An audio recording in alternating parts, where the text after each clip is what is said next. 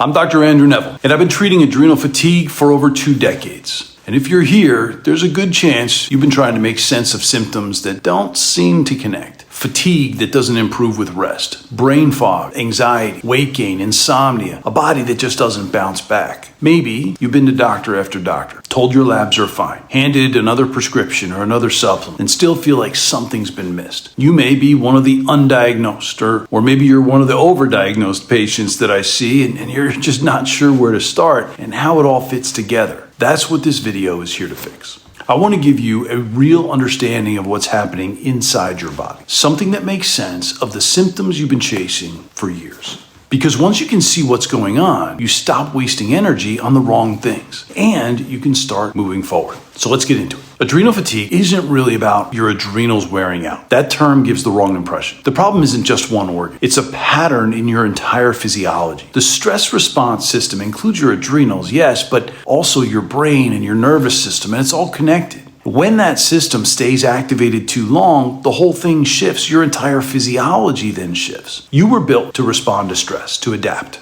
That part's working fine. The issue comes when the system that was designed to switch off never does. In a healthy system, when you activate it when you need to, and then you return to baseline. But with the stress of today, it doesn't let you return. And the cumulative stress of the past rewires this system completely. It keeps you spinning through pressure and urgency and noise and uncertainty. And your body stays braced for danger even when you think you're relaxing. Over time, that changes how your entire body functions. Immune response weakens, digestion slows down, hormones misfire, reproductive function shuts down, thyroid function drops. Your body is rerouting resources. It's keeping you alive in the short term by pulling energy from systems that can wait. The result is symptoms that feel all over the place. IBS, joint pain, irregular cycles, depression, anxiety, crushing fatigue, insomnia. But these aren't separate issues. They're expressions of the same state. Stress physiology that's overstayed its welcome. That's what adrenal fatigue actually is. And it explains why most treatments fall flat.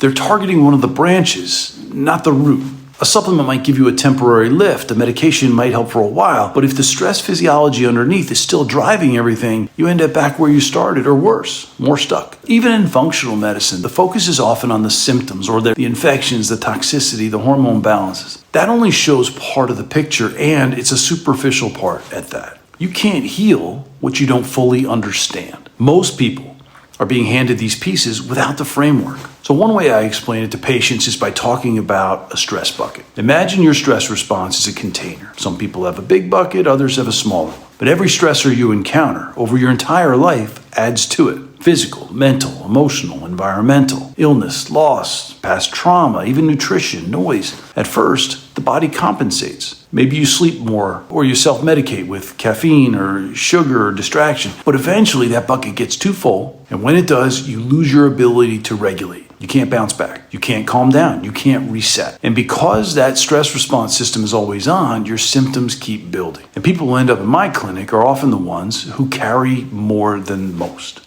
They're responsible. They show up. They care deeply. They take on too much because they're good at what they do. They often tend to be also more sensitive to people, to pressure, to their own internal experience. And that mix, high responsibility and high sensitivity, it tends to overflow that bucket faster. My patients have also experienced more stress and trauma in life than their capacity can handle. Your body isn't failing. It's adapting the only way it knows how. And it's been trying to protect you for a long time. So how do we begin to help it? We have to support and heal the entire stress response system, not just the adrenals, not just the nerves, not just the brain. That means stabilizing hormone output, particularly cortisol, aldosterone. We do that through gentle nutrition support, stress-informed eating, nervous system pacing. It means creating a safer internal and external environment for the nervous system so that it can shift away from survival towards restoration. It means working with the brain, especially the limbic system, to create new patterns. That's the part of the brain that governs how reactive the entire system is, and it can be retrained.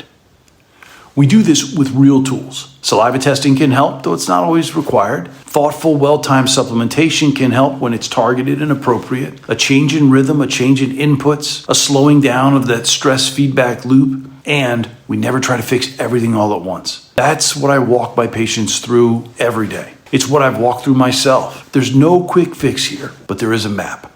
And when you follow it, when you work with your physiology instead of against it, that's when you start to see change. And then in the next section, I'm going to walk you through what I call the Trilateral method. You're going to learn how each part of your stress response system contributes to what you're feeling and how to begin supporting it. We're going to do this slowly, one layer at a time, and you're already moving in the right direction. Here we go.